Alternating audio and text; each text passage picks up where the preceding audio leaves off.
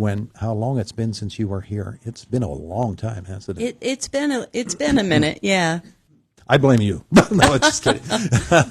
Gwen Torges is with us, professor at IUP. Our conversation is brought to you by Marcus & Mack, voted best personal injury law firm in the Best of Indiana County contest. Marcus & Mack, a law firm representing injured people. If Gwen is here, we must be talking about the Constitution. That's right. All things Constitution. It's coming up, isn't it? Constitution Day. Yeah, it's coming up. The actual date is September 17th. That's the date, the anniversary of the day that the folks who wrote the Constitution signed it and sent it off to the states for ratification.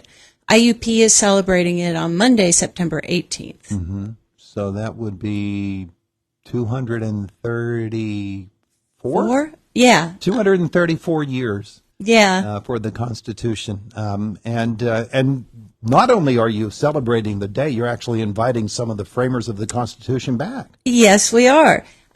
We've got a couple of events going on.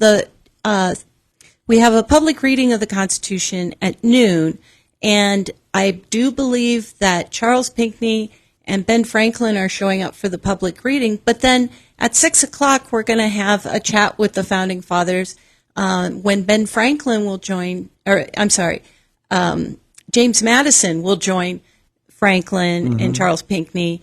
And I'll be asking them some questions about what were they thinking, and we'll bring in some current day events to see what they would make of the situation. And then I like to leave plenty of time for the audience to ask questions, because that's always the best part. Yeah, well, the Constitution has certainly been something that has been debated not only in its day, but down through the years, the many decades and centuries. And now it's as hot a topic as it ever was. It really is. In fact, I was telling my constitutional law class the other day that there are parts of the way I teach what various parts of the Constitution mean very differently because of rulings that come down from the Supreme Court. And so I have to keep track of these things. And you're absolutely right about it seems that these issues are just as hot as they were. They kind of come and go in cycles, the specific thing, but there is always a very serious debate with real-world impacts going on about what the Constitution means. Yeah, I always tell folks, well, not always, but one of my bedside books that is always there, close at hand, is Justice Scalia's book. Oh, yeah. And he really, really loves discussing the Constitution. This particular book is Scalia Speaks. Yes. It's a collection of his speeches. And he was so enamored of the topic. And I think America ought to be enamored of that topic, shouldn't we? Absolutely. He was very enamored with the topic. He loved language and he loved law and constitutions. And that's a great book to get a flavor of somebody who thinks a lot about the Constitution, also someone who was really quite funny and interesting. Yeah, he was terrific. And I think that if James Madison is going to be there, Dolly Madison ought to be somewhere in the vicinity too, because she probably had an influence on her husband as he was helping to write this, and he was the person most responsible for the finished document. Yes, and she did have an influence on him. In fact, the professor that channels James Madison for us, Joe Menard, has talked about the influence that Dolly had on his thinking about certain things. Yeah, it's a pretty fascinating topic when you get into talking about the U.S. Constitution. Now, the early day portion is the reading of the Constitution. That is done in the Oak Grove, correct? Yes, it is. At noon, our provost, Laura Lukans, will start with some comments, and she'll start by reading the preamble, and then we're going to read the entire rest of the Constitution, all the 7 articles, all the 27 amendments. I've divided it up into about 100 chunks. Wow. And this year, something special, we have some high school students joining us from Indiana Area High School. And so everybody that participates, and it goes for about an hour and 15 minutes, and you can come by at any time, stand in line, get a piece of the Constitution, and if you participate, we'll have a pocket Constitution, a We the People at IUP T-shirt, and a cookie. There you go. I mean, you're getting a shirt, a cookie, and the Constitution all in one. You can't beat that. And it is truly, since it's a document of the people, you invite the people to be a part of this event. And I think that's a great part of the annual tradition at IUP. I think it's my favorite part. There's usually a moment near the beginning where there's some people lined up and you see them reading the page with their part on it and asking questions. What did this mean? And you see people from all walks of life and actually all over the world. I've found that a lot of our international students take particular pleasure in participating in this activity. Yeah, and isn't that a fascinating aspect of it? Because they're probably coming from countries which their constitution is vastly different. There's really not a document elsewhere in the world, besides those that might have been copied from our constitution, that really are like this one. Right. I mean, you're right that more modern constitutions have taken a page from our Constitution. Our Constitution is actually getting, rather old in terms of the constitutions. Although we do have the Fifth Amendment, which allows us to update it with amendments if the people want to. But I had a student from Saudi several years ago who participated. She said, "This is such a great day. This is so fun to participate in this." Yeah, and that's an interesting way to look at things, because maybe we in America don't even know the Constitution well enough to know what a special document it is. But people from outside of America, they've actually looked at it sometimes more than we have, and, Sure. and they have a better appreciation of it. Sure. And I do think, and this will give me a chance to say my 2 cents, we do need to become familiar with it.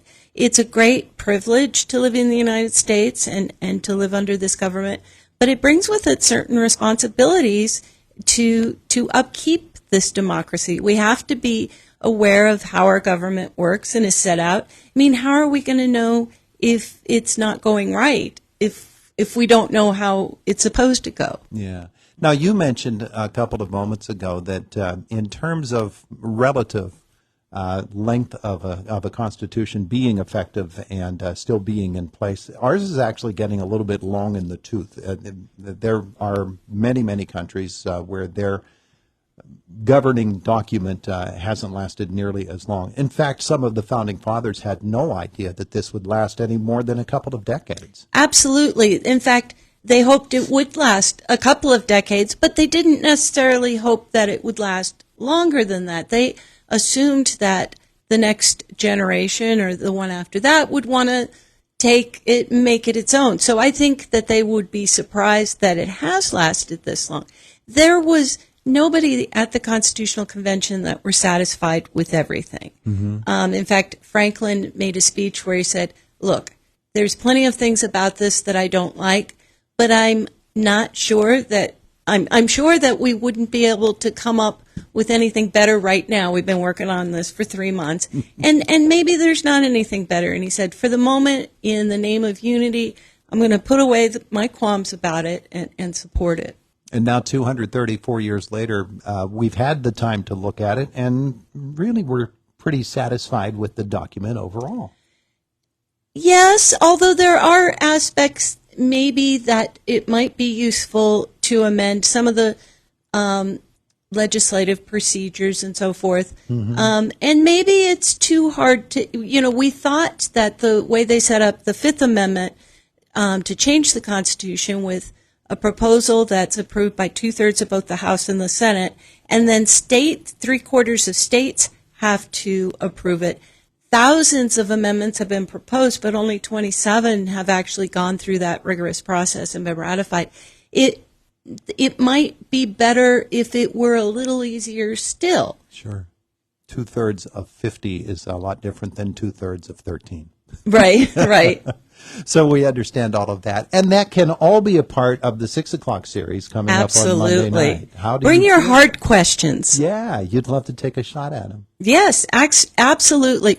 The folks that we have channeling these founders, they love the Constitution. They love to read about the founder that they're portraying, and they love hard questions. Yeah. Well, it should be a part of what is a very nice day.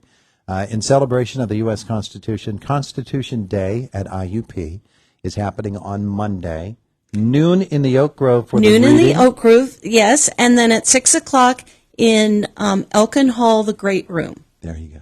And I really hope, of course, my students and my fellow IUP employees come, but I want to invite the community. This really is something for everyone. It really is. Gwen Torges, thank you so much for the visit. We appreciate it. Well, thank you for having me. It is the voice of Indiana County, WCCS 101.1 FM, AM 1160, and WCCSradio.com.